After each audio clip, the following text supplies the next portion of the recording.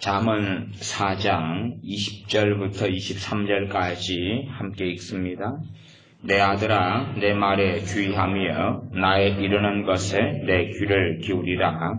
그것을 내 눈에서 떠나게 말며 내 마음속에 지키라. 그것은 얻는 자에게 생명이 되며 그 온 육체의 건강이 됨이니라. 무릇 지킬 만한 것보다 더욱 내 마음을 지키라. 생명의 근원이 이에서 남이니라. 아멘. 무릇 지킬 만한 것보다 더욱 내 마음을 지키라. 생명의 근원이 이에서 남이니라. 시대에는 굉장히 많은 미혹들이 있습니다. 그래서 사람들 만나보면 어느 미혹들에 사로잡혀 사는 사람들이 너무나 많습니다. 예를 들어 어떤 주의 종이 있습니다. 그 주의 종이 그렇게 이야기합니다. 자신은 교회에 다니지 않는다고, 자신은 정상적인 교회에 속해 있지 않다고. 왜 그러냐 그랬더니 아직은 자기가 초년생으로서 목사가 될 준비는 안 되었지만은 한국 교회에 다닐 교회가 없다, 좋은 교회가 없다, 다닐 교회가 없다, 그런 이야기를 합니다. 굉장히 많은 사람들이 한국 교회에 다닐 만한 교회가 없다. 물론 좋은 교회를 찾는 노력, 찾는 시도는 괜찮습니다. 그런데 다닐 만한 교회가 없다는 것은 사실은 어떤 이야기냐? 다닐 만한 교회가 없다는 이야기는 첫째는 자기보다 믿음이 좋은 목회자가 아무도 없다, 그런 이야기 아니에요. 극단적으로 이야기하면 한국 교회 10만 명이 넘는 주의 종들 가운데 내가 최고다. 두 번째는 자기보다 믿음 좋은 사람들이 한국교회 교인들 가운데 있을 거 아니에요. 당연히 많겠죠. 근데 그 사람들은 어딘가의 정상적인 교회에 소속이 되어 있어요. 그러면 자기보다 믿음이 좋은 사람이 소속되어 있다면 당연히 자기도 그렇게 해야 되거든요. 그러나 그 사람들은 자기가 무엇을 주장하는지도 모르게 다닐 만한 교회가 없다. 한국교회 목회자는 썩었다, 교회가 썩었다, 그렇게 말합니다. 사실은 그런 것이 미혹인데, 그것은 실상은 자기 마음을 지키고 있지 않은 거지요. 지키고 있지 않은 것. 자기 마음에 뭔가가 들어온 것입니다. 그러나 사람들은 자기 마음을 잘 지키고 있다고 생각해요.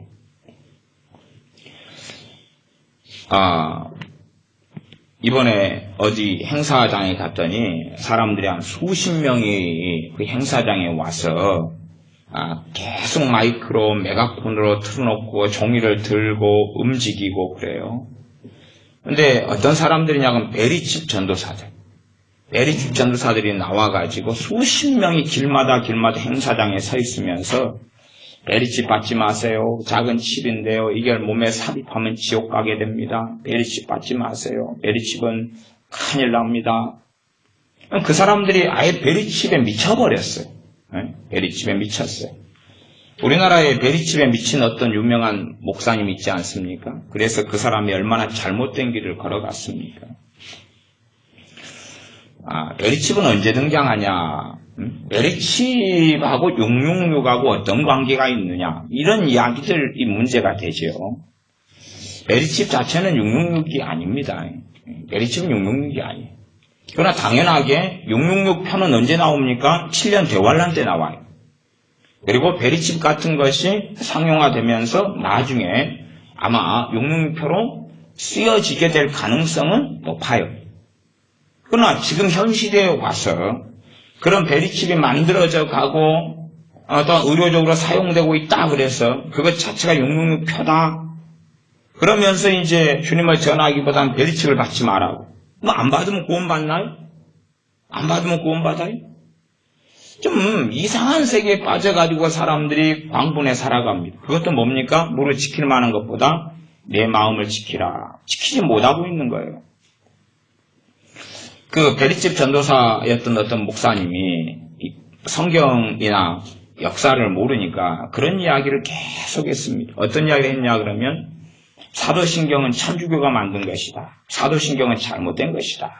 이런 이야기를 끊임없이 했어요. 그러니까 한국교회 그 설교를 들은 사람들이 사도신경에 대한 꺼리낌, 거부감, 그리고 그것만 좀 들어도 사도신경을 안 하는 거예요, 이제. 사도신경에 대한 역사적인 걸 이해하지 못하는 가운데, 사도신경은 100년만 좀 넘어도 등장하거든요. 로마 카톨릭 천주교라는 것은 500년, 600년 초대교회가 넘어가 중세교로 가면서 등장하는 거예요.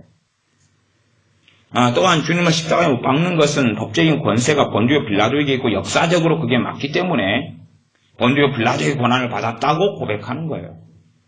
실제로 한다면 진실로는 우리가 주님을 죽였지 않습니까? 우리 죄가 죽였지 않습니까? 그러면 신앙고백을 그렇게 해야 되겠네요.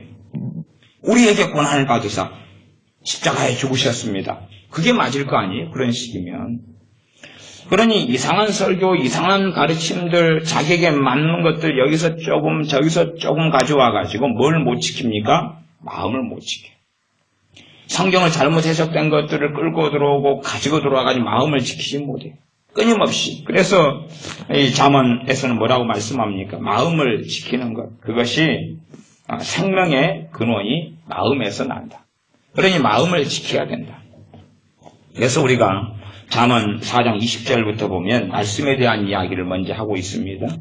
4장 20절부터 제가 읽으면 내 아들아 내 말에 주의하며 나의 이르는 것에 내 귀를 기울이라. 이게 하나님의 말씀을 이야기합니다. 하나님의 말씀을 그 말씀에 주의하고 하나님이 이르는 말씀에 귀를 기울여라. 그것을 내 눈에서 떠나게 말며 내 마음속에 지키라. 하나님의 말씀을 눈에서 떠나지 말게 해라. 우리 대부분의 사람들은 하나님의 말씀이 우리의 눈에 떠나니까 우리의 마음 가운데 무수히 많은 것들이 들어옵니다. 제가 설교를 하면 설교를 듣는 방식이 크게 두 가지 방식이 있더라고요. 하나는 율법적으로 설교를 들어요. 하나는 복음적으로 어떤 부류의 사람들은 복음적으로 설교를 들어요. 율법도 귀한 거고 복음이야 말할 수 없이 귀하고 영광스러운 것입니다. 그러나 우리가 성경을 이해하는 것을 우리에게 율법적으로 말씀을 듣는다. 그것은 다른 말로 하면 율법주의를 이야기하는데 말하자면 어떤 말씀을 가지고 사는 건 맞아요. 어떤 말씀을 행해야 돼요. 지켜야 돼요. 그리고 그렇게 때론 발버둥을 쳐야 됩니다. 그러나 그것이 우리에게 결과적으로 정죄를 가져오면 안 돼요. 정죄를 가져오면 안 돼요. 어떤 말씀이 우리의 삶을 조명하고 비출 때 우리에게는 죄가 드러납니다. 죄가 드러납니다. 그러면 주님 안에 있는 사람은 죄가 드러나니까 누구에게 갑니까? 주님에게 가요. 이게 복음적으로 주님 안에 사는 사람이에요. 왜? 주님께서 나의 구주이시고 나의 대속자이시고 나의 구원자이시며 나의 중보자이시며 나의 왕이기 때문에 그렇지. 그러나 율법적으로 말씀을 듣는 사람들은 내가 행하지 않았던 어떤 과거가 비추어질 때 거기에서 가슴 아파하고 울고 탄식하고 그 다음에 뭘 못 지킵니까? 마음을 못 지키죠. 지난주 금요일 날 자녀에게 주의 교양과 훈계로 양육하라. 그 본래의 뜻은 하나님의 말씀을 강론하는 것이다. 앉았을 때든지 섰을 때든지 누웠을 때든지 길을 행할 때든지 강론하는 것이다. 그렇게 말씀했습니다. 그렇게 될 때 자녀가 정상적인 신앙과 주님을 만나게 된다. 라고 성경이 이야기했다는 것을 말씀드렸습니다. 그러면 사실은 한국교회 부모들 가운데 말씀을 강론하면서 자녀들에게 살아왔던 부모는 누가 있을까요? 자녀들에게 책망하고 때로는 잔소리하고 했지만 대부분의 것은 공부, 아침에 빨리 일어나라, 숙제하고 자라, 그런 것들이죠. 게으름 피우지 말아라, 편식하지 말아라, 교통질서 지켜서 위험하게 하지 말아라, 친구하고 사이좋게 지내라, 형하고 동생하고 싸우지 말아라, 그런 정도 이야기지. 주의 교양과 훈계로 하나님 말씀을 강론하고 사는 부모는 없다고 말이에요. 그런 부모는 아직 저는 만난 적은 없습니다.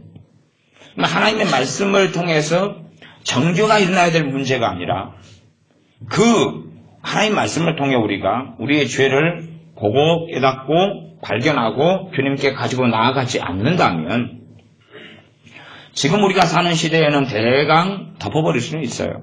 그러나 주님의 심판대 앞에 섰을 때는 덮을 수 없다는 이야기입니다. 죄는 언제 처리할 수 있습니까? 이 땅에 살면서요. 이 땅에 살면서.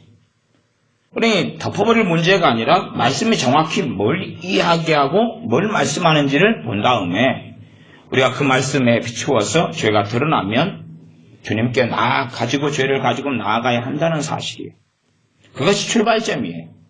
그러지, 야, 말씀을 자녀에게 강론하라 그랬는데 나는 못해, 아니면 안 하고 살았어. 하도록 노력도 해야 되고 또 하나님께 엎드리기도 해야 돼요. 그러나 과거의 죄들이 쌓여있는 상태에서는 그런 길은 쉽게 열리지도 않고 되지도 않고 또 자녀가 다 장성해버린 다음에는 가능하지 않지. 그럼 우리가 자녀 구원을 위해서 기도하는 사람이다. 그러면 하나님 입장에서 한번 생각해 보세요. 하나님께서 자녀를 어릴 때부터 이렇게 말씀을 강론하고 가르쳐가지고 키우라 그렇게 말씀했어요. 그렇게 안 했어요. 내가 커버렸어요. 하나님, 내 자녀 구원해 주세요. 내 자녀 구원해 주세요. 왜 구원시키지 않아요? 왜 안 만나줘요? 왜 내 자녀가 주님의 사람이 안 됩니까? 빨리 좀 해주세요. 그렇게 하는데 하나님 입장을 바꿔놓으면 오히려 하나님의 책망이 있는 게 맞지 않겠느냐 그 말이에요. 응? 너는 내가 지금 명령하고 시킨 대로 안 했잖아. 그런데 너는 너 자녀를 구원해 주는 것이 당연한 것처럼 그렇게 너가 내게 나오고 주장한다면 오히려 내가 너의 그 기도가 불쾌하다. 그러니 우리가 하나님의 긍휼을 입으려면 정확하게 우리가 뭘 했어야 되는 줄을 안 다음에 하나님 이렇게 하나님 말씀대로 하라고 그러셨는데 우리가 그렇게 양육하지 못했습니다. 내가 그렇게 양육을 했다면 내 자녀가 마땅히 하나님을 아는 사람이 되었을 겁니다. 그러나 나는 그렇게 하지 않았습니다. 그럼에도 불구하고 하나님의 긍휼을 구하며 기도하오니 내 자녀를 구원해 주십시오. 그렇게 해야지만이 하나님 앞에 그나마 낫다 그 말이에요. 그나마. 이게 우리가 뭘 부모로서 해야 되는가를 하나님 말씀을 가지고 명백하게 본 다음에 그걸 통하여 제가 자녀에게 주의 교양과 훈계로 양육하라는 말씀을 가지고 정죄를 받지 마시라는 이야기를 설교 중에 2차례나 했어요. 정죄를 받지 마시라. 그걸 가지고 자책이나 정죄 속에 들어가면 안 된다. 그리고 주님 안에서 그 죄를 가지고 오히려 나아가서 주님의 심판자 앞에 섰을 때에 그 죄가 주님의 피로 덮여져 있고 그에 대하여 주님께서 우리를 자녀의 문제 때문에 책망하지 않게 되어야 한다 그 말이에요. 우리가 말씀대로 행하지 않았는데 자녀에 대하여 그러나 책망하지 않게 되려면 죄를 깨닫고 죄는 누구만 다루실 수 있습니까? 주님만 다루실 수 있어요. 그리고 얼마나 우리가 잘못했는지 알면서 깨달으면서 주님의 긍휼, 하나님의 긍휼을 자녀에 대하여 구하는 게 합당하다 그 말이죠. 그러지 나는 잘 키웠습니다. 나는 자녀를 바르게 키우려고 이렇게 노력을 많이 했는데요. 이런 부모들을 간간히 만나요. 근데 그런 부모들에게는 하나님에 대한 원망이 있더라고요. 자기가 자기 자녀를 얼마나 잘 키우려고 애를 썼는데 가정을 지키려고 얼마나 애를 썼는데 내 자녀가 왜 이렇게 좀 못돼지고 세상을 사랑하고 악하게 됐습니까? 하나님 좀 변화시켜달라고 그렇게 기도했건만 그러나 하나님의 기준이 아니라 자기 기준으로 그렇게 산 거예요. 자기 기준으로 살면서 자기 기준을 어디에 집어넣습니까? 자기 마음에 집어넣었어요. 이게 마음을 지켰어요? 못 지켰어요? 못 지킨 거예요. 지금 마음을 못 지킨 문제를 제가 지금 몇 가지를 이야기하고 있습니다. 하나는 잘못된 말씀을 듣고 받으면서 이게 바른 말씀은 뭐냐? 그러면 우리가 알 수가 있어요. 바르게 성경 해석되고 바른 말씀은 뭐냐 그러면 물론 이제 바른 말씀도 받는 사람에 따라서 양상은 달라집니다. 그러죠? 우리 주님께서 말씀을 바르게 전하셨는데 그걸 듣는 바리새인 서기관이나 유대인들 같은 경우는 주님을 죽이려 했다고 말이에요. 사도 바울이 바르게 말씀을 전했는데 그 듣는 사람들은 정말로 포악해진 사람들이 많이 있었어요. 유대인들 같은 경우는요. 그러니까 바른 말씀을 전해도 받는 사람의 문제는 필연으로 생깁니다. 그러나 이제 일반적으로 우리가 주님을 믿는 사람, 하나님의 자녀 입장에서 하나님 말씀이 바르게 전해지고 바르게 우리가 듣는다. 그럴 때에 하나님의 말씀이 바르게 전해지면 우리를 자유케 만들어요. 바르게 전해지고 바르게 우리가 받으면 주님을 사랑하게 만들어요. 주님을 사랑하게 되어지는 길을 걷지. 기도에 대하여 말씀이 바르게 들려오면 바르게 또 들었다 하면 기도하게 되어질 수밖에 없지. 그러나 그렇지 않으면 기도하고 멀어지겠지. 기도에 대한 다른 말씀은. 혹은 당장의 어떤 기도의 열정을 일으키지만 그 열정에 따라 한 3일 열심히 기도하지만 그 다음에는 열매가 없지요. 이제 그런 길이 우리에게 펼쳐지겠죠. 자, 일반적으로 마음을 지켜야 된다. 그러니까 첫 번째 마음을 지키는 방법은 뭐냐 하면 하나님의 말씀입니다. 하나님의 말씀이 우리 속에 있지 아니하면 마음을 지키는 게 힘들고 쉽지 않고 가능하지 않다. 그래서 하나님의 말씀으로 제가 간단하게 그렇게 이야기하겠습니다. 4장 21절 그것을 내 눈에서 떠나게 말며 내 마음속에 지키라. 여러분이 핸드폰에는 저는 그렇게 하셨으면 좋겠어요. 핸드폰에 성경 앱을 다 설치하세요. 성경 앱을. 어차피 여러분이 핸드폰 맨날 호주머니에서 저도 끄집어내가지고 핸드폰 일을 맨날 들다 보잖아요. 들다 보면 막 들다 보기보다는 성경 앱을 깔아가지고 글자를 핸드폰으로 읽으면 시력은 많이 안 좋아집니다. 이렇게 성경을 앱을 통해서 뭐 글을 좀 많이 보는 건 안 좋아요. 그러나 그래도 그나마 핸드폰을 켰으면 하나님 말씀이 내 눈에서 떠나지 않게 하려고 애를 써야 되지. 그러지 다른 것은 다 궁금하고 항상 보는데 하나님 말씀이 너 마음속에 지키라. 뭘요? 말씀을. 그것이 우리의 마음을 지키는 핵심입니다. 핵심 열쇠예요. 하나님 말씀을 우리의 마음에 넣고 지키는 거예요. 마음에서 안 도망가게. 안 도망가게. 이게 사람들은 윤리적으로 성경을 들으면, 말씀을 들으면 행동으로 지키는 것에 초점을 자꾸 맞추어요. 행동으로 지키는 것. 그러나 하나님 말씀을 마음에서 지키는 것이 행동으로 지키는 것의 출발점이에요. 마음에서 말씀을 지키지 않고 있는 사람이 행동에서 말씀을 지킨다. 그건 되지를 않아요. 되는 것처럼 잠깐은 보일지 몰라도 그렇지 않다는 사실입니다. 22절 그것은 없는 자에게 생명이 되며 그 온 육체의 건강이 됨이니라.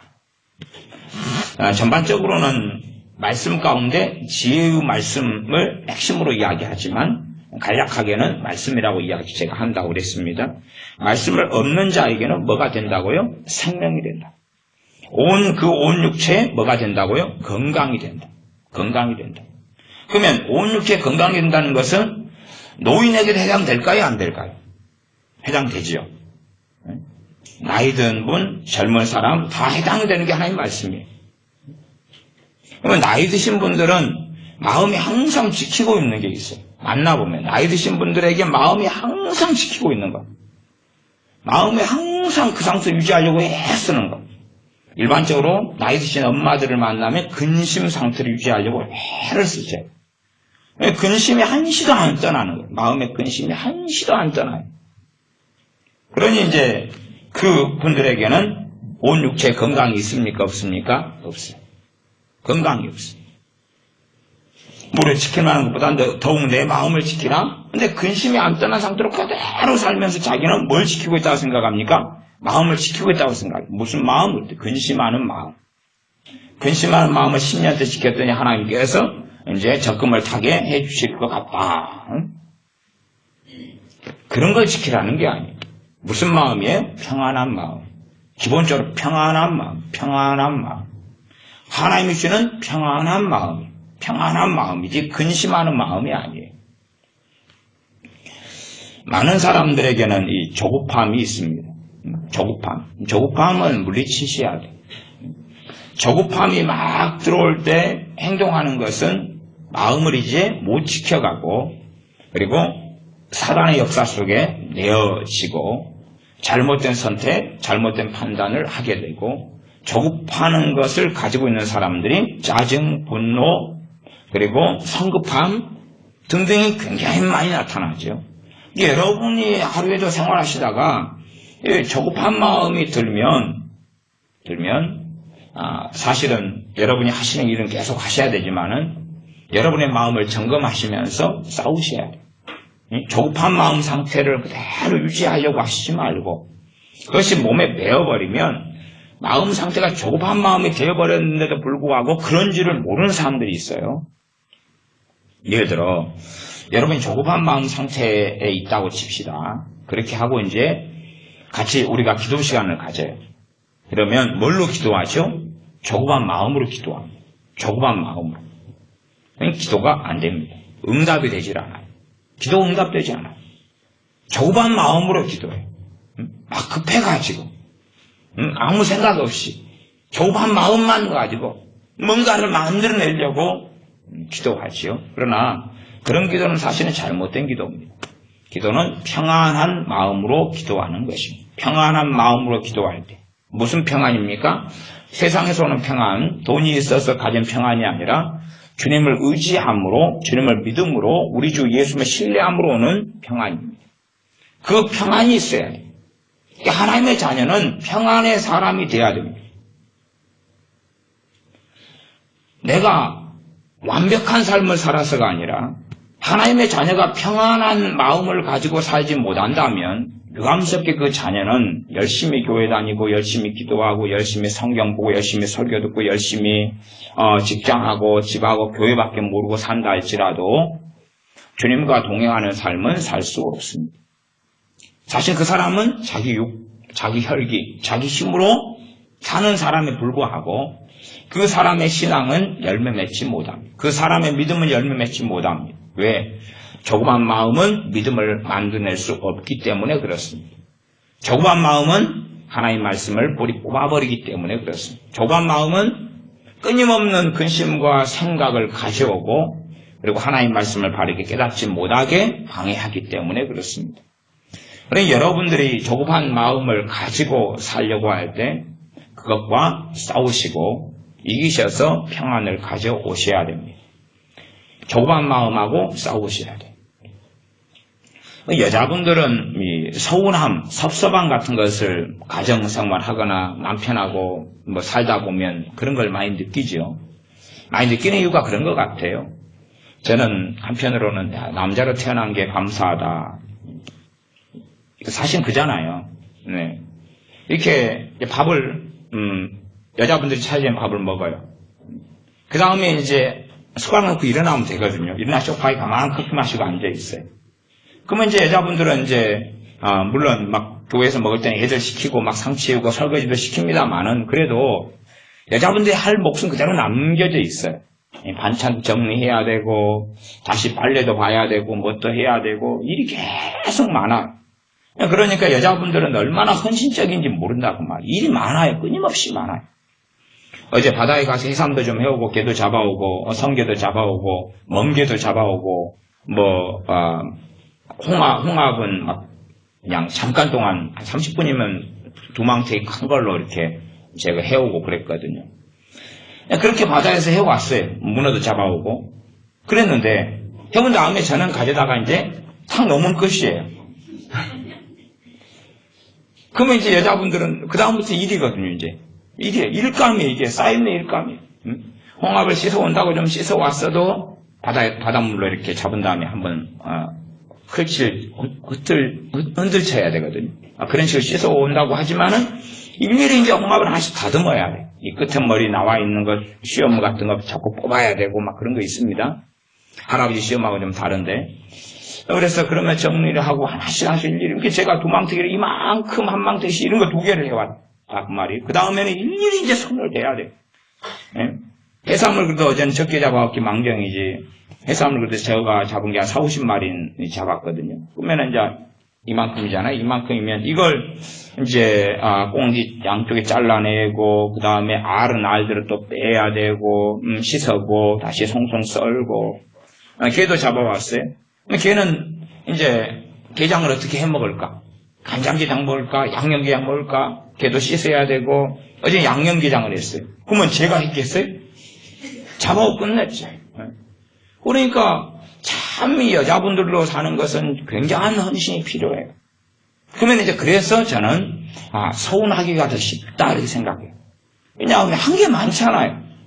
한 게 많으니까 좀 부딪히고 그러면 섭섭하고 서운하게 돼요.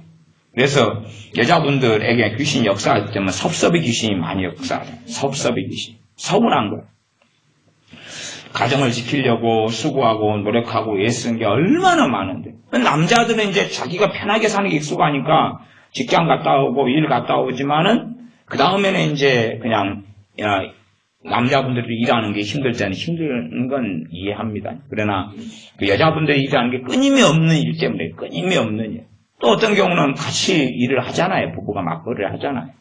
그래놓고도 살림은 여자분들의 일로 넘어가 있기 때문에. 근데 끊임없이 챙겨야 돼요. 명절 때 돼가지고 우리 남자들은 그냥 맛있는 거 해놔.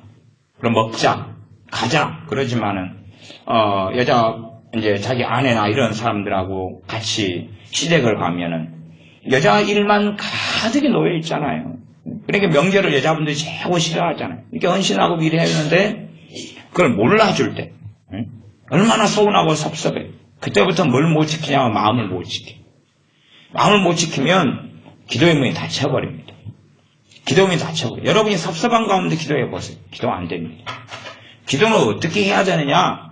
평안을 유지하지 않으면 제대로 기도할 수도 없고 기도 응답도 못 받습니다. 평안을 유지해야 돼요. 평안을 유지해야 돼요. 그러니 여러분이 마음을 지키는 것, 이 마음을 평안한 상태로 지키는 것에 연단되셔야 되고 훈련되셔야 돼요. 참 많은 분들은 끊임없이 마음 지킨다는 것이 뭔지를 잘 모르시고 그리고 신앙생활을 잘못하시는 거예요. 잘못하시는 거예요. 내가 믿음 생활 한 10년 했다 그러면은 마음 지키는 것이 뭔지를 알고 있어야 돼요. 그리고 지켜야 되고 싸워야 돼요. 그리고 평안 상태를 유지해놔야 돼요. 어떻게 하든지 간에 그 노하우를 배워놔야 돼요. 자기만의 노하우, 지혜, 아이디어, 싸우는 방법 그런 것에 익숙해져야 돼요. 그렇지 않으면 내 가정에 문제가 생겼다. 그러면 기도할 사람이 나밖에 없어. 나밖에 없다면 내가 평안 상태를 유지하지 않으면 내 기도가 열매를 맺습니까? 못 맺습니까? 못 맺어요. 근데 내가 기도하려면 문제가 있고 어려움이 있으면 더 평안 상태 유지를 해야 되거든요. 그래가지고 이제 해야 돼요. 그래서 평안의 마음을 유지하는 것이 첫째는 내가 해야 될 목과 내가 해야 될 노력이 있습니다. 첫 번째. 두 번째는 하나님께서 내게 평안을 유지시켜 주시는 것이 이제 두 번째가 있습니다. 제가 지금 먼저 말씀드린 것은 내가 유지시켜 주는 것 말고 내가 해야 될 평안의 싸움, 내가 해야 될 마음을 지키는 싸움. 마음을 지키려면 하나님 말씀을 내 마음속에 두어야 됩니다.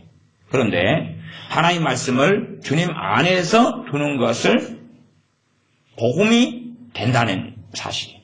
그러니까 율법은 누구를 만나라고 율법을 주신 거예요? 주님을 만나라고 율법을 준 거예요. 율법을 통해 죄를 깨닫고 사람의 본분이 무엇이고 어떻게 살아야 되는 거예요. 그러나 율법을 내 힘과 내 능력으로 지키고 행하고 살 수가 없고 율법이 정죄하는 그 죄의 값을 우리가 치를 수 없기 때문에 율법을 내 힘으로 못 지키는 거예요.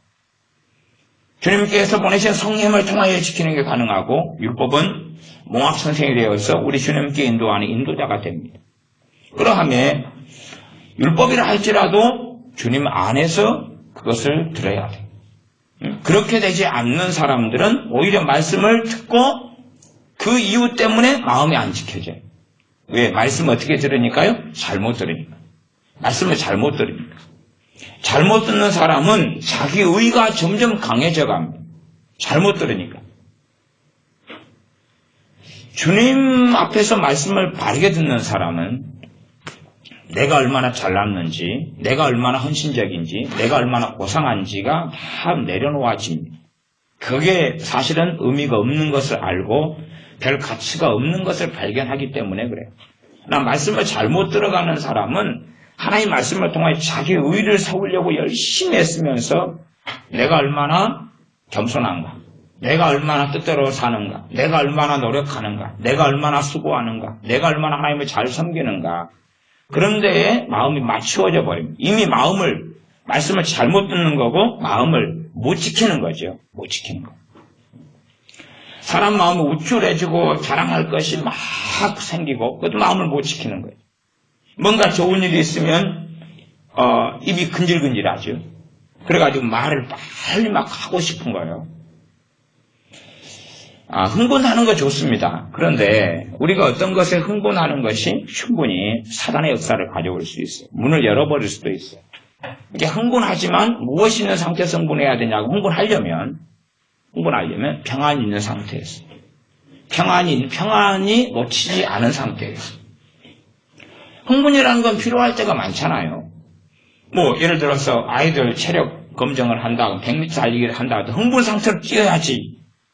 평안 상태에서 팔자걸음으로 걸으면은, 초수가 나오겠냐, 그 말이에요. 아주 그냥 긴장 상태에서 흥분하고 뛰어야 되는데, 마음에는 뭐가 있어야 되냐, 그 말이. 평안한 가운데, 뛰어야 한다, 그런 말이에요. 그래서 우리가 우리의 마음을 평안하지 못하게 하는 것들하고 싸우시오. 여러분의 기도도 평안 상태에서 하나님을 의지하는 게 가능하고, 평안 상태에서 바르게 찬양하는 게 가능하고, 평안 상태에서 말씀을 바르게 들을 수가 있어요. 그래서 많은 분들이 말씀을 잘못 듣는데, 그걸 제가 볼 때는 율법적으로 잘못 들어요. 그러면서 율법은 우리가 지키고 행해야 되는 건데, 정죄하는 방식으로 말씀을 듣는다, 그 말이에요. 예를 들어 말씀에는 용납하라, 그런 말씀이에요. 용납하라. 저 연약한 자들을 너희가 받아라. 용납하라. 그러면 용납하라는 것은 사실은 어떤 문제가 벌어지냐 그러면, 우리 자신이 변화되는 데는 시간이 많이 걸린다는 이야기. 용납은요, 분명히 죄인데 덮고 지나가라, 그 말이에요. 분명히 잘못인데, 분명히 허물인데, 분명히 저건 버려야 되는데 덮고 지나가라, 그 말. 이상하지요? 그러니까 용납을 많은 사람이 이해를 못합니다. 왜냐하면 선지자적인 메시지를 가진 사람이나 뭐 그런 양상의 어떤 사람들, 미혹된 사람들은 그렇게 이야기합니다. 그거 죄잖아, 버려. 죄잖아, 버려. 그러나 우리 자신이 어떤 것이 변화되기 위해서는 시간이 굉장히 많이 필요한 것들이 아주 많아요. 죄인 줄 알면서도. 그때 용납이라고 이야기하는 거예요. 용납. 말씀을 바르게 듣는 사람은 주님 의지하여서 시간이, 예를 들어 어떤 죄의 문제를 해결하기 위해서 1년이 필요해요. 그러면 1년 동안은 그 죄를 짓고 있을 거 아니에요. 그죠? 그럼 뭐 해야 돼요? 용납이 필요하죠. 그 죄가 아니라는 게 아니라 그걸 극복하는데 시간이 얼마 걸린다고요? 1년이 걸리니까. 그런데 1년이 정상적으로 1년이 걸려서 정리해야 되는데, 그런데 죽을 때까지도 정리 못할 수도 있어요. 어떻게 하면요? 용납하지 않으면. 용납하지 않고 정죄하면. 자, 1년이니까 뭐 하루에 한 번씩 그 죄를 짓는다고 합시다. 어떤 죄가 있는데 하루에 한 번씩이니까 1년에 315번을 지어요. 그러면 내가 오늘 지었어요. 분명히 이 죄를 내가 바르게 처리해도 이걸 끊고 정리하는데 1년이 걸려요. 그러면 내가 오늘 그 죄를 지은 다음에 그 다음에 용납해야 돼요. 용납해야 되고, 나에 대해서 뭐 해야 됩니까? 참아야 돼요. 인내해야 되고, 참고 인내하는 것은 용납을 전제로 하는 거예요. 용납을 전제로 하는 거예요. 물론 그것이 죄가 아니라는 게 아니에요. 죄이기 때문에 누구 의지하고 나아가야 됩니까? 주님 의지하고 나아가야 돼요. 그러나 그것을 바로 즉각적으로 변화를 요구하고, 즉각적으로 달라짐을 요구하고 정죄로 들어가는 사람들이 있어요. 그러면 이제 점점점 악화돼 가요. 그리고 1년이 아니라 10년, 20년 지나도 처리가 안 되는 거예요. 그 말씀을 잘못된 방식으로 듣는다, 그 말이에요. 제가 그래서 하나님의 말씀은 주님과 함께 드려야 된다는 이야기를 꼭 계속 하고 있는 거예요. 주님과 함께, 주님 앞에서. 구원자 대신, 구주 대신 주님 앞에서, 주님 안에서. 성경에는 끊임없이 주 안에서라는 말씀을 사용해요. 주 안에서. 주님 밖에서는 우리가 지옥에 갈 수밖에 없어요. 주님 밖에서는 죄를 다룰 수가 없어요. 주님 안에서만이 은혜가 임해요. 주님 안에서만이 그분의 사랑을 누려요. 자, 그러면 주님의 사랑이 사랑받을 자격이 없는 사람에게 주십니까? 아니면 사랑받을 만한 자격이 있는 사람을 사랑하십니까? 사랑받을 자격이 없는 사람을 사랑하시는 게 주님의 사랑. 그러나 그 사랑은 하나님 말씀을 통한 믿음을 통해서 받고 누릴 수 있어요. 자기 의로 사는 사람들은 자기에게서 사랑받을 만한 자격을 만들어내려고 애를 써요. 그런 가운데 사랑을 받아보려고 하겠지. 출발점이 잘못되지요. 사랑받을 수 없는, 사랑받기에는 불가능한 자들을 사랑하시고 건져내시면서 함께 그 길을 걸어가시는 분이 주님이세요. 그러면 우리의 삶 가운데 사실은 우리가 스스로에 대하여 용납해야 되는 게 너무나 많아. 용납해야 됩니다. 그냥 단지 성격상의 죄가 아닌 그런 약점, 그런 것만을 이야기하는 게 아니에요. 예를 들어 이제 우리가 성경을 한번 그렇게 봐보겠습니다. 디모데 전서를 봐보겠습니다. 신약 성경 디모데 전서. 신약 성경 디모데 전서. 디모데전서 3장을 봐보겠습니다. 3장에는 감독의 자격이 나와 있고 집사의 자격도 나와 있고 그렇게 합니다. 주의 종의 자격이죠. 실상은요. 자, 그러면 3장을 제가 읽어보면 3장 2절에 보면 그러므로 감독은 책망할 것이 없으며, 주의 종 가운데서는 두 종류가 있어요. 감독과 장로가 있어요. 물론 과거에는 집사님들도 주의 종의 반열에 사실 인정했었습니다. 근데 그런 역사적인 이야기는 제가 생략하고, 장로님들이 있고 그 위에가 감독이 있어요. 다 주의 종인데 감독이 되려면 책망할 것이 없어야 된다. 그러면 이 하나님의 기준이에요. 그러면 다른 사람들, 많은 믿는 사람들 책망할 것이 있다는 이야기, 없다는 이야기예요? 있다는 이야기 아니에요. 그렇죠? 책망할 것이 있다는 이야기잖아요. 책망할 것들이 있는 가운데 이 과정을 지나서 어떤 사람들은 책망할 것이 없는 그런 자리에 섰다고 말이에요. 그러면 책망할 것이 있는데 그걸 정리하는데 시간이 걸리겠어요? 안 걸리겠습니까? 걸린단 말이에요. 걸려 이게. 책망할 것이 없어야 되는데 그게 있단 말이에요. 그러면 책망할 것이 있으면 그때 바로 지옥에 갈까요? 그때 그냥 주님을 부인해버릴까요? 아니면 주님이 날 사랑 안 하고 나를 왜 안 죽었다 그래버릴까요? 주님이 나와 함께 하지 않는다 그럴까요? 그런 식으로 행위구원론 속에 들어가는 사람이 많아요. 마음을 못 지키는 거지요. 우리에겐 책망할 것이 어떤 사람 아주 많고 어떤 사람은 좀 적을고, 이런 감독의 신약 시대에 조건에 해당되는 어떤 사람은 이제 없을 수도 있겠죠. 이런 책망할 것을 가지고 있는데 이것을 우리는 없애 나가야 되고 온전케 되어져야 돼요. 그건 당연히 우리가 걸어가야 할 길이에요. 그러나 그것이 있을 때에 우리가 그거에 대하여 어떻게 반응하느냐 하는 것입니다. 그것이 책망할 것을 얼마나 처리해 갈 수 있게 되느냐, 아니면 그렇지 못하게 되느냐예요.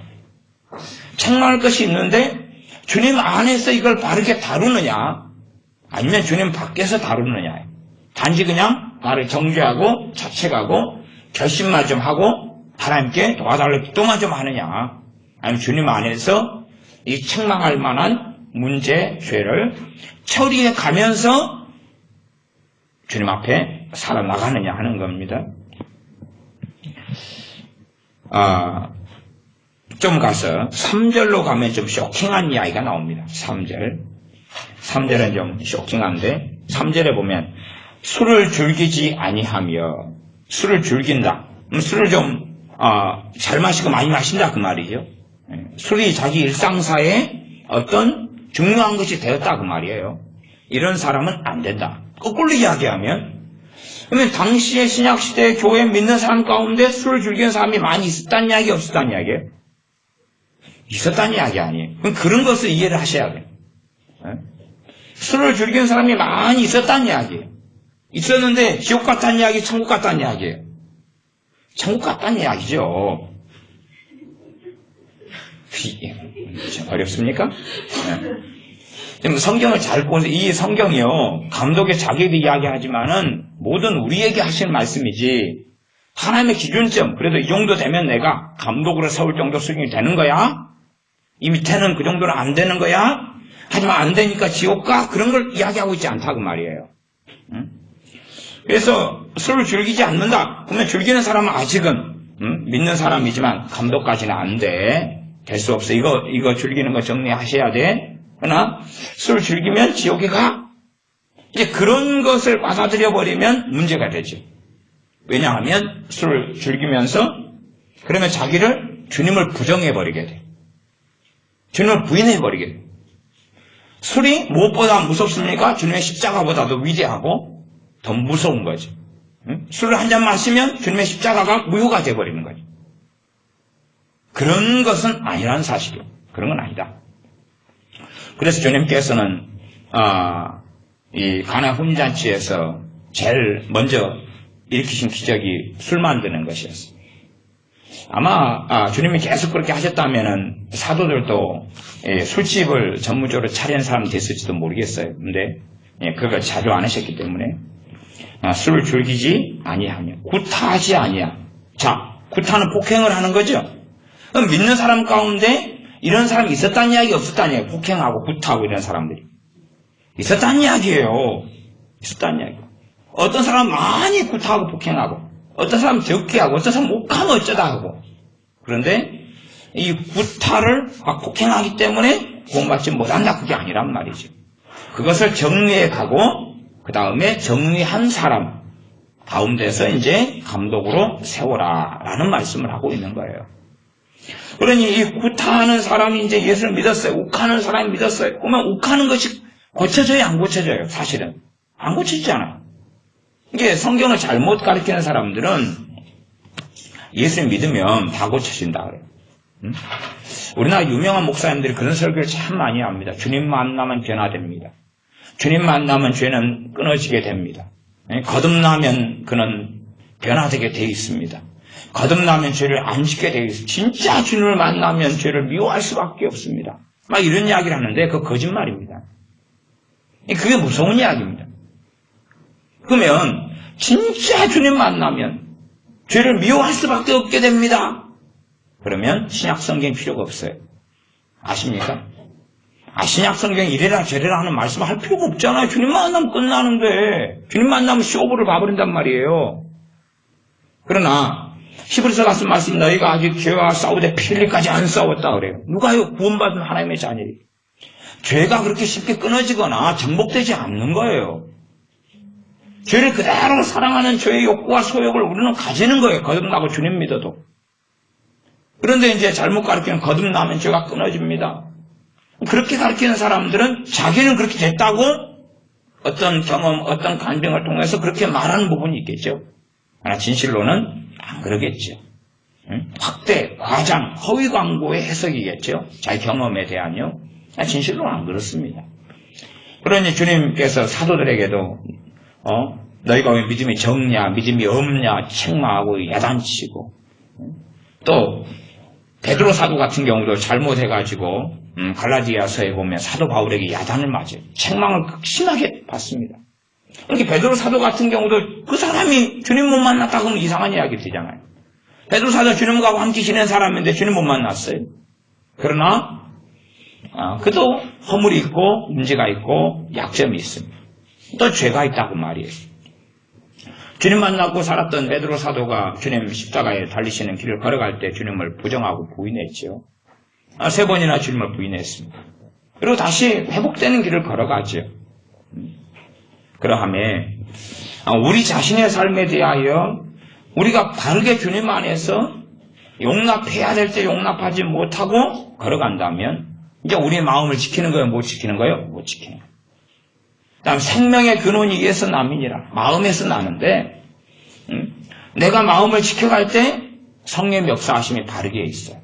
바르게 우리를 도우시는 역사하심이 있어요. 나 마음을 못 지킬 때는 그렇지 않고 마귀의 공격 속에 우리가 던져지게 되는 결과가 나타납니다. 그다음에 여러분이 마음을 지키시는 그 길을 걸어가셔야 돼요. 다시 좀 더 보면 3절에 보면 오직 관용하며 다투지 아니하며 돈을 사랑치 아니하며 주님 믿는 사람인데도 다투는 사람도 있다고 말이에요. 우리가 다투고 살잖아요. 그러나 이제 이 감독 정도 되려면 그 정도 정리했다고 말이에요. 다투는 거, 막 쌈박질하는 거, 싸움하는 거. 돈을 사랑치 아니하며 돈을 사랑을 많은 사람이 하고 살고 믿는 사람도 많이 하고 사는데 돈을 사랑하는 것이 일만 악의 뿌리가 된다. 일만 악의 뿌리가 되는 그 죄를 감독 정도 되려니까 돈 문제에 대해서 이제 벗어났다 그 말이죠. 돈 문제를 벗어났다. 돈을 사랑치 않게 되었다. 그런 사람 가운데서 뽑아라. 그러니까 돈을 사랑하는 것이 일만 이 악의 뿌리가 된다. 일만까지 죄악, 이 돈을 사랑하는 데서 생겨난다 그 말이에요. 그렇지만 돈을 사랑하는 거 정리하지 못한 사람들은 얼마나 많은 죄를 짓겠습니까? 그러나 돈을 사랑하는 걸 정리하는 데 시간이 많이 걸려요, 적게 걸려요? 많이 걸려요. 많이 걸려요. 그러나 우리는 그것이 죄라고 별로 생각하지는 또 않아요. 그러니까 윤리적인 관점에서 죄를 자꾸 보고 그런 부분에서 나는 의롭다. 자기 의를 점점점 세우고자 하는 사람들은 많아요. 그러나 하나님의 말씀을 통해 정확하게 죄를 보기 시작한다면 주님이 아니면 아무도 구원받을 수 없고 주님 앞에 설 수 없다는 사실이죠. 그래서 돈을 사랑하는 것을 정리하려면 물론 돈을 사랑하는 죄가 얼마나 무서운 죄이냐를 우리가 잘 모르기 때문에 우리는 그럴 때도 담대하다고 말입니다. 그러나 그것이 얼마나 무서운 죄인지 알면은 담대하지 못하겠죠. 이게 사람마다 야, 이 죄는 정말로 무서운 죄야 하는 게 사람마다 다릅니다. 여러분이 가지고 있는 죄의 양상에 따라서 이제는 암지해야 될 죄인데 그게 달라요. 그런 가운데 이제 그 죄를 지었다 그러면 마음을 안 지켜요. 참소하고 정죄하고 그리고 마음을 하나님에게서 나를 빼내가지고 쫓아내버려요. 스스로. 주님이 나를 쫓아내지 않았는데 자기 스스로 내 말로 나가랍니다. 이런 죄를 지었으니까 밖에서 한 5일 동안 내가 벌을 받은 다음에 다시 들어올게요. 그 정도 돼야지 내 양심이 있고 나도 사람인데 그 정도 돼야지 될 것 아니겠습니까? 이게 어떤 믿는 사람들은 자기 혼자 북치고 장구치고 다 해요. 다 해요. 어제 꼬치구이 집에 갔는데 꼬치를 사는데 그 친구가 꼬치를 굽는데 굉장히 재밌게 굽더라고요. 얼마나 재밌게 굽는지. 그러면서 하는 이야기가 자기가 한이 맺혀가지고 그런데 굉장히 재밌게 유머를 쓰는데 무슨 한이 맺힌다고 하면 자기가 장구를 배웠는데 꼬치를 막 북을 두드리는 것처럼 막 꼬치를 구워요. 하고 장구를 배우다가 일주일 만에 장구를 못 친다 쫓겨났대요. 북으로 바뀌었대요. 그래가지고 지금은 그냥 그 한이 맺혀가지고 북을 친다고. 근데 꼬치 굽는 거예요, 그 친구는. 꼬치 굽는데 하여튼 매일 일을 다 하는데 재밌어요. 그래갖고 어지간한 공연보다 그 꼬치 굽는 그 친구가 꼬치 구우면서 하는 쇼가 훨씬 재밌더라고요. 우리가 이제 한 20명 가가지고 꼬치 2개를 주문했더니 그 친구가 세상에 저한테 사장님은 세상에 이렇게 식구를 많이 거느리면서 꼬치 2개밖에 안 시키냐고 꼬치 2개 가지고 넣고 해붙이냐고 막 그렇게 재미나게 막 이야기를 하더라고요. 얘들한테 이제 먼저 배 먹을 때 확 비벼버려야 된다고 그렇지 않으면 순서가 안 돌아온다고 막 그러고 옆에 이제 같이 갔던 집사님은 꼬치 2개를 주문하니까 3개 같은 2개를 달라고. 그러니까 3개 같은 2개를 달라고 그러니까 그 친구가 전화를 갑자기 손을 들고 예 여보세요? 예 여기는 어딘데요? 그리고 꼬치 굽다가 그 말 안 듣겠다고 전화통화는 막 신용을 해요. 그러니까 또 집사님이 4개 같은 2개를 달라고 하니까 아줌마들 때문에 못 사겠다면서 결국 꼬치를 하나 더 주는 거예요. 보가지고 내가 오늘 12번째 꼬치를 뺏기고 있다고 하면서 갖고 2개 값만 주고 3개를 먹었어요. 20명이. 그 친구야 이제 마음을 그래도 잘 지키고 사는 것 같아요. 잘 지키고 사는 것 같아요. 그 안 믿는 사람인데 그것도 술이 좀 얼큰하게 돼가지고 꼬치를 굽는 것 같아요. 얼굴이. 근데 그 친구가 꼬치 굽는 데를 제가 몇 번 봤거든요. 가는 길에 있어요. 그래서 참 재미나게 세상을 산다. 차라리 그런 사람들이 믿는 사람보다 유감스럽게 나을 때가 많다는 게 좀 이상한 거죠. 그래서 믿는 사람들은 자기를 스스로 북치고 장구치고 내동댕이 차버려요. 밖으로. 자기를. 나는 이런 정도의 사람밖에 안 되니까 주님을 사랑받을 자격이 없습니다. 문제가 많으니까 사랑을 더 받아야 될 거 아니에요. 근데 자기 스스로 자기가 재판을 해요. 재판을 하고 하나님의 사랑을 거절해요. 스스로 그러면서 하나님의 말씀을 거절해요. 난 성령의 역사가 있어서는 안 될 사람입니다. 한 일주일 동안은 하나님 밖에서 버림받고 자숙하고 있다가 일주일 만에 다시 나아오겠습니다. 그러는 거. 그러나 정말로 주님 믿는 사람은 낯가죽이 두꺼운 사람들이에요. 두꺼워야지 주님을 잘 믿어요. 낯이 두꺼워야지. 하나님 말씀을 알아가면 알아갈수록 우리의 죄의 문제는 더 백일하게 드러납니다. 그러나 그 죄의 문제를 드러나게 하는 말씀이 우리를 자유케 하는 거예요. 딜레마가 그런 것이죠. 넌센스가 그런 거예요. 정말 주님 안에서 그래서 진리를 알지니 진리가 너희를 자유케 하리라. 하나님 말씀을 바르게 알면 알수록 분명히 죄를 다루는 말씀인데 우리는 자유로워져 가는 거예요. 주님의 도우심과 은혜와 성령 역사하심을 통하여. 그러나 말씀을 바르게 우리가 깨닫고 알지 못하면 우리 잘못된 해석과 왜곡이 마음속에 들어오면서 우리는 문제를 일으키고 양산한다는 사실입니다. 그 다음에 여러분들이 어떻게 하면 바르게 마음을 지킬까를 고심하셔야 돼요. 그리고 마음이 안 지켜질 때 첫째는 싸우셔야 돼요. 싸우셔야 돼요. 싸워서 서로 불안이 있고 낙심이 찾아오고 싸우셔야 돼요. 그런 것까지도 주님이 대신 해줄 거라고 생각하시면 안 돼요. 싸우셔야 돼요. 싸울 건 내가 싸울 건 싸우셔야 돼요. 싸우시는데 우리의 많은 부족함, 허물에 대해서는 시간이 걸려가기 때문에 싸울 때 주님 안에 싸워야 되고 용납이 필요하다는 사실도 반드시 아셔야 돼요. 잘못 싸우는 것은 정죄할 때 잘못 싸우는 거예요. 죄가 드러날 때 주님 없이는 죄를 발견해서는 안 돼요. 주님과 함께 죄를 발견해야 돼요. 마귀는 정죄하기를 좋아하고 주님께서는 죄를 고치시며 죄를 용서하시기를 기뻐하십니다. 성경 빌립보서 4장을 봐보겠습니다. 빌립보서 4장입니다. 4장은 이제 하나님께서 우리의 마음을 지켜주시는 것에 대한 이야기가 있습니다. 빌립보서 4장입니다. 4장 6절 7절입니다. 빌립보서 4장 6절 7절입니다. 아무것도 염려하지 말고 오직 모든 일에 기도와 간구로 너희 구할 것을 감사함으로 하나님께 아뢰라. 그리하면 모든 지각에 뛰어난 하나님의 평강이 그리스도 예수님 안에서 너희 마음과 생각을 지키시리라. 아무것도 염려하지 말고 기도와 간구를 해라. 첫째는 염려하지 말고 기도와 간구를 해라. 그러면 염려를 해가지고 기도하면 마음을 지킨 거예요? 안 지킨 거예요? 안 지킨 거죠. 이건 내 문제. 그러면 그때는 응답이 없습니다.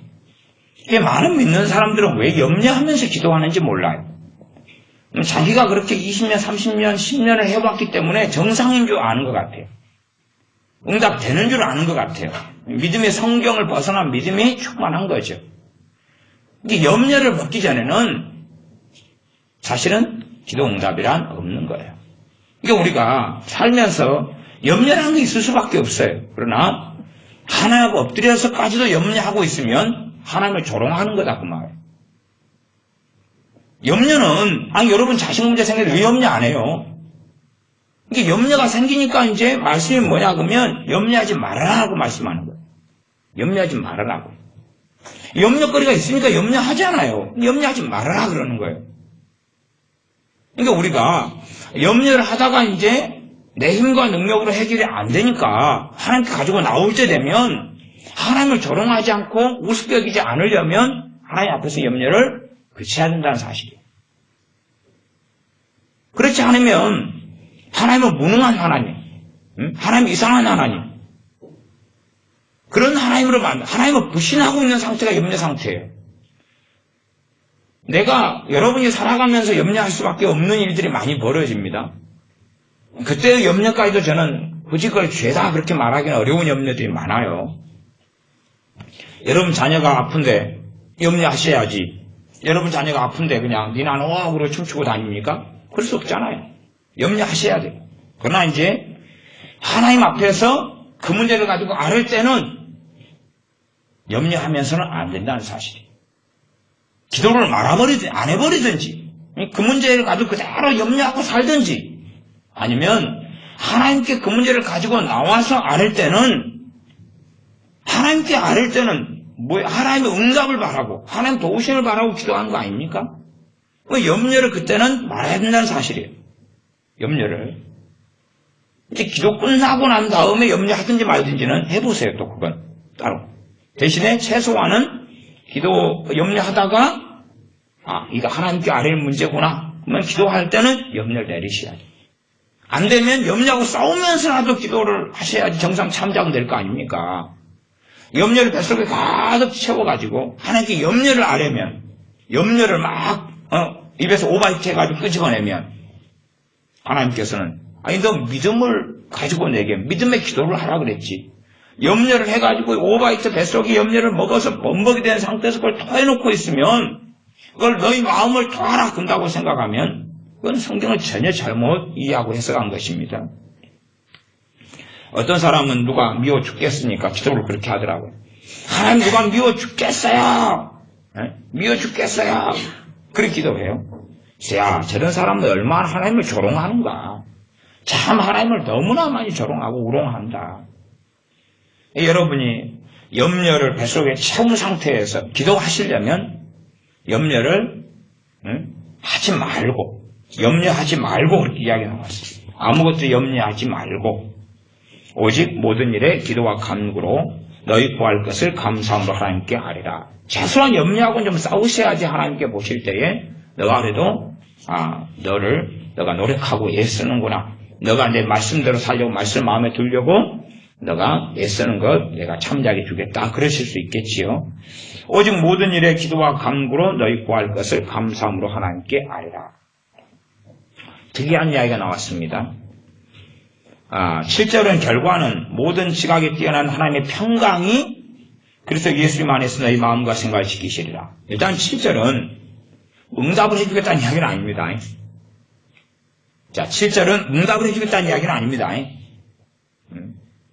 아뢰라? 그러면 응답을 해주겠다. 그러면 좋은데 그 말씀은 아니에요. 이제 그건 없습니다. 지금 여기서는. 그러니까 우리 염려를 아뢰는데 그게 응답이 될런지 안 될런지까지는 일마다 때마다 틀리기 때문에 어떤 건 오래 걸리고 어떤 건 바로 되고 어떤 것은 안 될 수도 있고 하기 때문에 그에 대한 약속은 없습니다. 이 부분에서, 이 말씀에서는. 그러나 최소한은 하나님의 평강이 너희 마음과 생각을 지킨다. 어디 안에서요? 그래서 예수님 안에서. 예수님 안에서. 그까지는 약속하고 있습니다. 하나님의 평강이 너희 마음을 지킨다. 그런데 그러기 위해서는 6절에 너희 구할 것을 감사함으로 하나님께 아뢰라. 그러니까 무엇을 가지고 하나님께 기도하는 거예요? 감사를 가지고. 아니 염려거리를 가지고 기도하는데 하나님은 뭘 요구하시냐 그러면 감사를 가지고 해라 그러는 거예요. 성경을 여러분이 잘 보셔야 됩니다. 사실 이런 것은 노력하면 지킬 수 있는 말씀이에요. 성경을 잘 보셔야 돼요. 염려거리가 생겼는데 기도할 때는 감사를 가지고 해라. 그런 거예요. 당연하게 이건 감사헌금 같은 거 이야기하는 거 아닙니다. 그렇죠? 감사헌금 돈이 있는 사람은 좋겠죠. 근데 그건 면제부인데 그 이야기하는 게 아닙니다. 감사함으로 아뢰라 그러면은 어디 안에가 감사가 있어야 한다는 이야기예요? 왜? 헌금 봉투 안에가 돈이 있어야 한다는 이야기가 아니라 마음에가 감사가 있어야 한다. 마음에가, 내 마음에가, 그래서 입으로 나올 때에 이 안에가 감사가 있어야 한다. 그 말. 여러분이 그래서 이 말씀대로 살아가는 길을 걸어가야지만이 도대체 이 말도 안 되는 이상한 것이 어떻게 되느냐를 이해하실 수 있는 거예요. 제가 이것을 제가 체험하고 경험한 것을 이야기한다 해서 알 수 있는 문제가 아니고 여러분이 이 길을 걸어가셔야지만이 아시는 거예요. 여러분의 문제거리, 염려거리, 걱정거리, 절망거리를 가지고 그러나 평상시에는 뱃속 안에 마음을 못 지키고 있고 염려와 절망으로 낙심으로 채우고 있을 때는 하나님의 자녀일 수는 있으나 하나님의 도우심은 받지 못합니다. 특별한 긍휼로 그냥 겨우 안 죽고 살 수는 있으나 그러나 이 마음속에 절망을 품고 낙심을 품고 좌절을 품고는 안 된다 그 말이에요. 자, 여러분이 성경을 잘 보시면서 시간이 되시면 묵상을 하시고 고심을 해보십시오. 염려를 아뢰는데 감사함을 가지고 아뢰야 된다. 감사함을 가지고. 우리의 감사는 어디에서 자꾸 멈추냐 그러면 우리 자녀들의 감사도 그런 것입니다. 자녀들의 감사도 본질적인 감사가 아니에요. 비본질적인 감사입니다. 말하자면 케이크를 사주면 케이크 사주셔서 감사해요. 용돈을 주면 용돈 주셔서 감사해요. 그러니까 그런 감사는 뭔가를 안 주면 이제 감사하지 못해요. 용돈을 10,000원 줬어요. 용돈 주셔서 감사해요. 그리고 학교를 갔는데 친구는 30,000원 받았다는 거예요. 더 무서운 일은 뭔지 압니까? 나는 한 달에 10,000원 이렇게는 하루에 30,000원씩이에요. 갑부집 자식이어가지고. 그런 감사가 이제 무너지고 없어져 버린 거예요.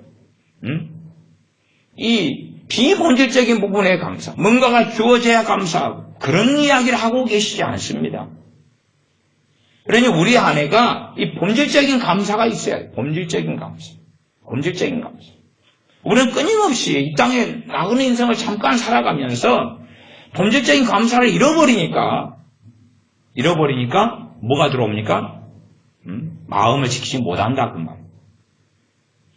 하나님 말씀을 말을 깨닫고 아는 가운데서 말씀을 마음에 지키니까 그 결과로 본질적인 감사가 만들어집니다. 열매죠. 콩을 심으니까 콩이 나오는 거죠. 그러니 이제 마음을 지킬 수 있게 되어져 가고요. 그러나 본질적인 감사, 여러분이 아무리 가난하고 빈궁하게 사셔도 어차피 다 금방 늙어가고 금방 하나님께 갑니다. 이번에 제가 아침에 기차 타고 오는데 알리가 돌아가셨다고. 알리 있죠? 건투 선수. 갖고 누가 그 사람 장례식장에서 고별상가 하기로 했다고.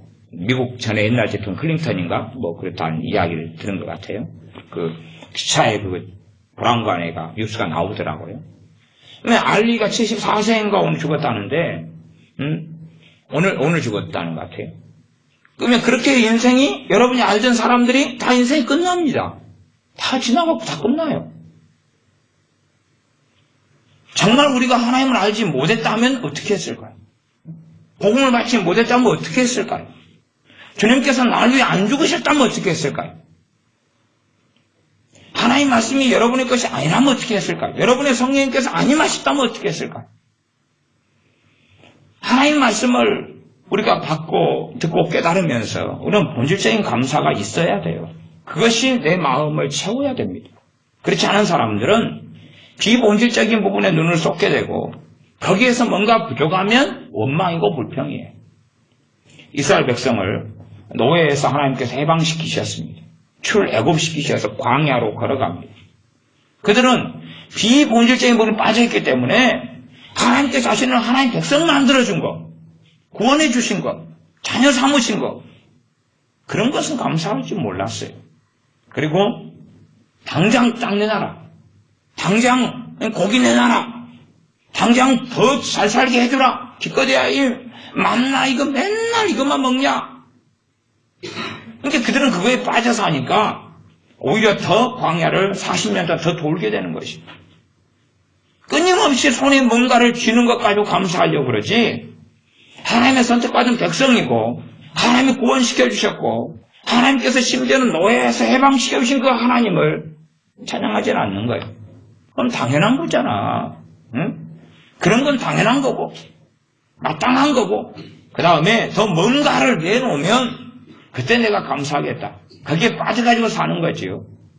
그러니 여러분이 너희 구할 것을 감사함으로 하나님께 아뢰라 하는 것이 여러분이 본질적인 감사를 회복하고 본질적인 감사를 있어야 된다는 이야기를 하고 있는 거예요. 그것이 마음에가 있어야지만 이 마음이 지켜지는 거지, 이 마음을 텅 비워가지고, 그러면 차라리 그렇게 하는 게 나을 거예요.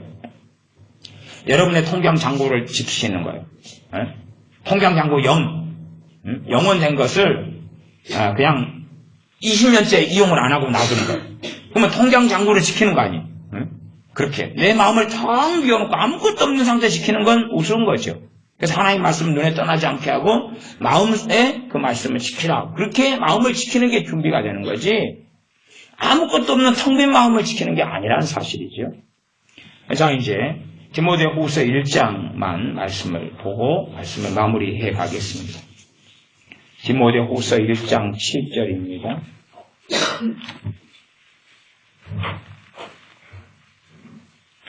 디모데후서 1장 7절. 1장 7절 제가 읽습니다. 하나님이 우리에게 주신 것은 두려워하는 마음이 아니요 오직 능력과 사랑과 근신하는 마음이니. 하나님께서 우리에게 뭘 주고 계시다고요? 뭘 주셨다고요? 또 주셨다, 주고 계시다? 또 더 주실 것이다. 이런 내용으로서 하나님께서 우리에게 주신 것은 이런 의미로 봅니다.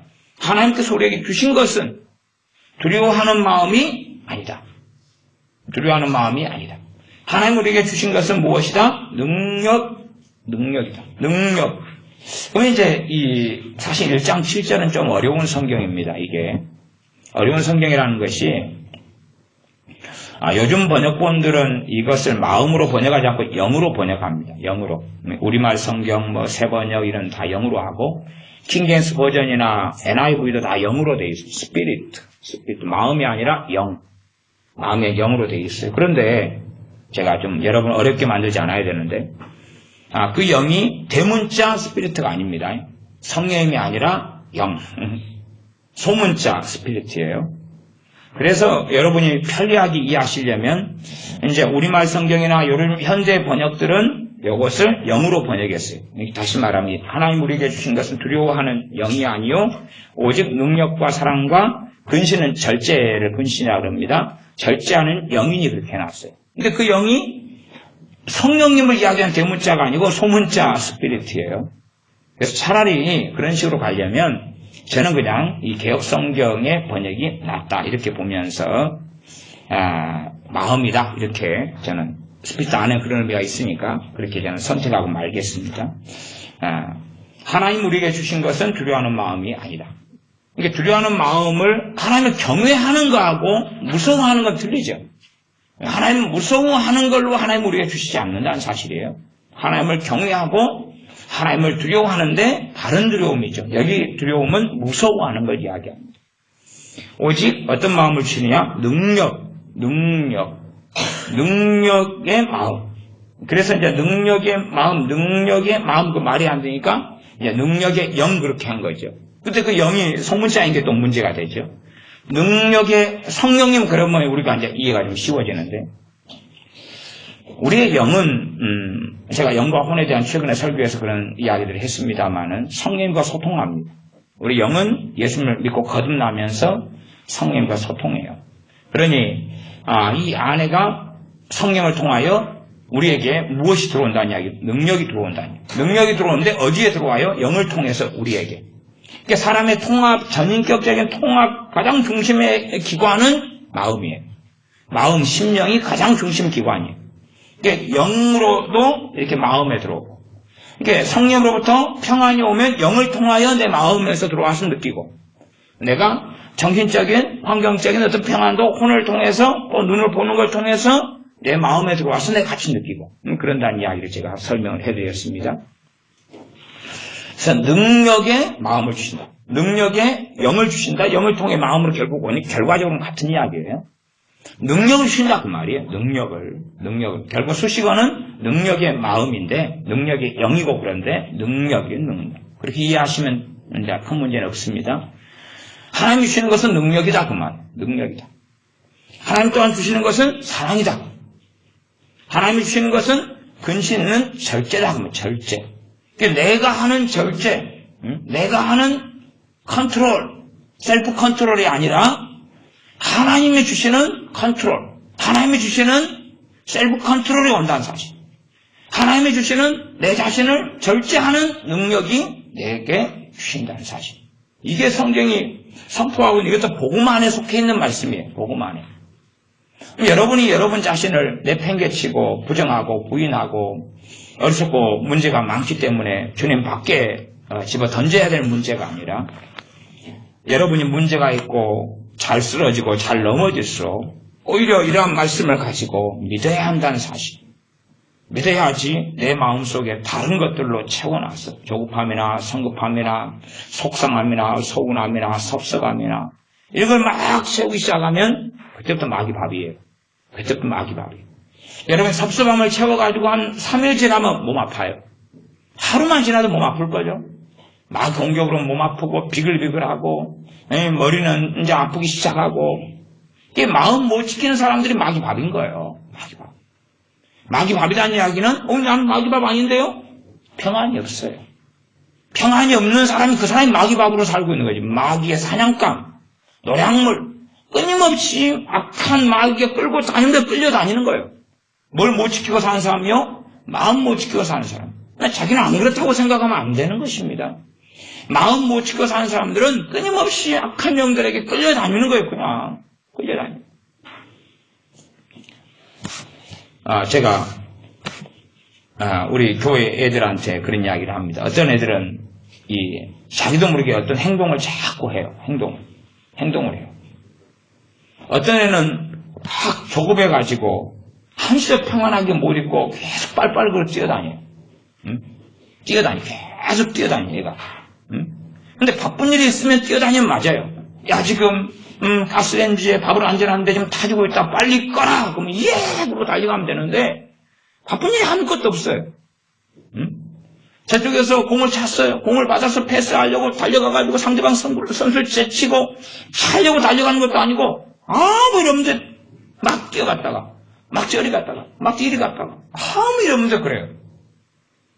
또 어떤 애는 아무 일 없는데 뭔 행동을 계속해요. 예를 들어 제가 이야기했잖아요. 우리 현민이가 앉아있으니까 마음이 조급해요. 항상 조급하고 초조하고 불안해. 이렇게 공부를 할 수가 없는 상태예요. 의자에 앉아도. 그러니까 이제 줄이 하나가 있어요, 줄. 노끈이 하나 있어, 노끈 같은 게. 그러니까 노끈을 가지고 건너편 책상에 앉아있는 무진이 팔목을 감아요. 한참 감아요.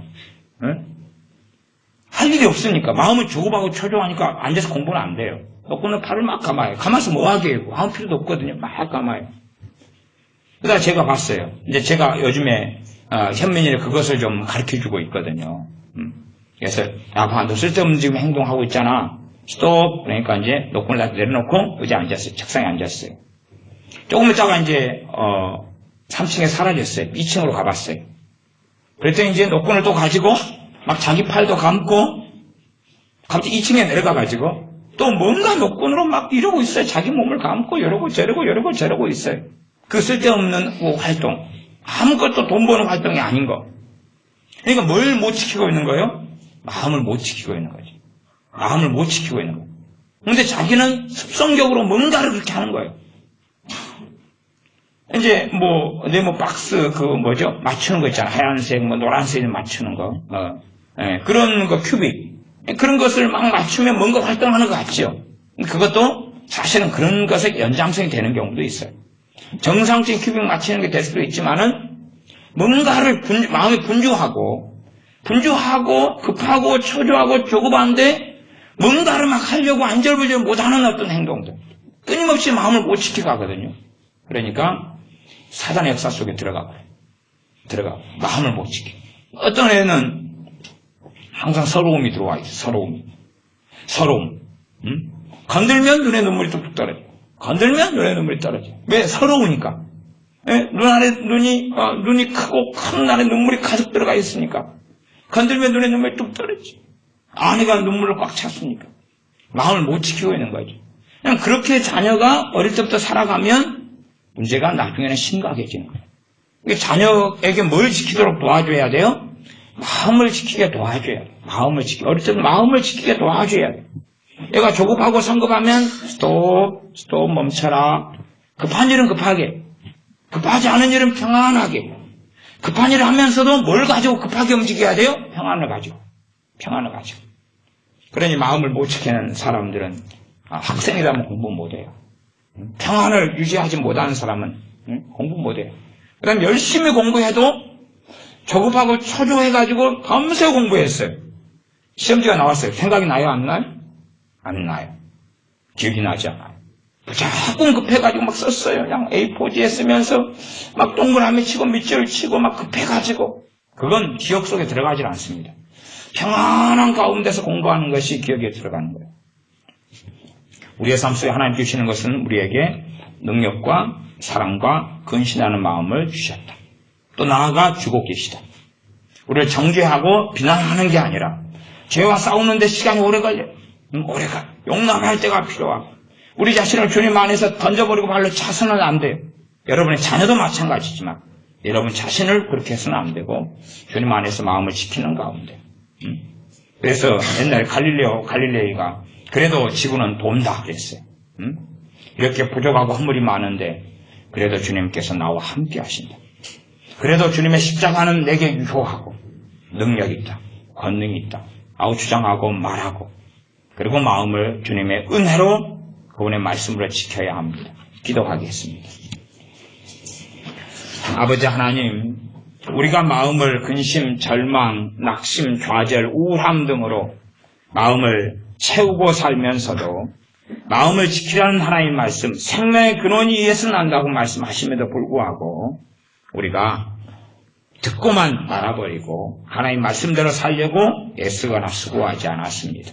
나아가서 감사함으로 하나님께 아랠 때에 우리의 마음을 하나님의 평강히 지켜주신다고 하셨는데 감사함이라는 하나님에 대한 감사의 본질을 잃어버린 채로 우리의 마음 안에 불평, 원망 또한 하나님이 기뻐하시지 않는 것들로 채운 채로 살아왔습니다. 이 어리석음을 고백하며 회개하오니 용서하여 주시고 참으로 우리가 하나님의 말씀을 통하여 주님을 통하여 감사가 무엇인지를 깨우치고 우리 안에 감사로 채워서 마음을 지키고 하나님 말씀 우리 안에 지켜서 마음 안에 두어서 우리의 마음을 지키는 그러한 삶을 살게 하여 주시옵소서. 우리 주 예수님의 이름으로 기도하옵나이다. 아멘.